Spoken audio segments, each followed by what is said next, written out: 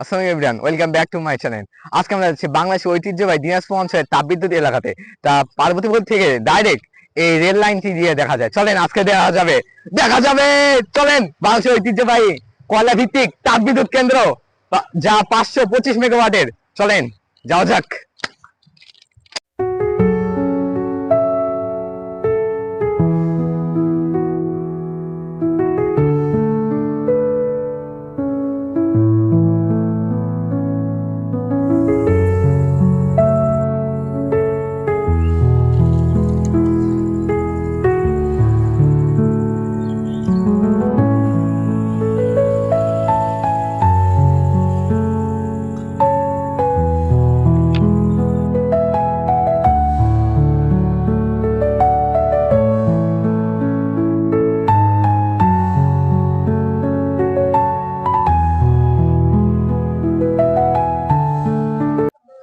এখন আবাসিক যাওয়ার পথে হঠাৎ করে একটা ট্রেনের সাথে দেখা হলো, যা নীল সাগর নামে পরিচিত। এখন আমাদের 6টা 43। এখন আমাদের ঠিক উত্তর সাইডে থেকে একটা ট্রেন আসতেছে। সেই ট্রেনটি আমরা দেখবো কেমন স্পিড আর লোকজন।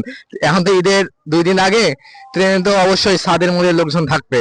চলেন আমরা তা রিভিউ করে দেখবো। চলেন ভাই, আজকে এক্সক্লুসিভ ভাবে ক্রেজি আইটেম হবে। চলেন দেখা যাক। ভাই ট্রেনের ছাদে কিন্তু অবশ্যই লাইট থাকবে। ভাই আসতেছে ট্রেন, দেখা যাক কেমন স্পিডে ট্রেন যায়। আসেন।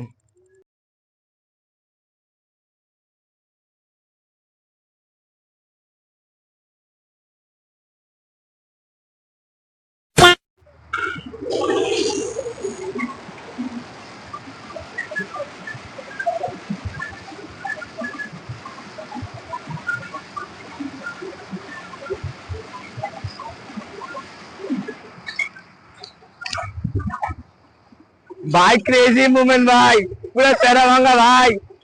কিন্তু ভাই ছাদের মধ্যে লোক ছিল না।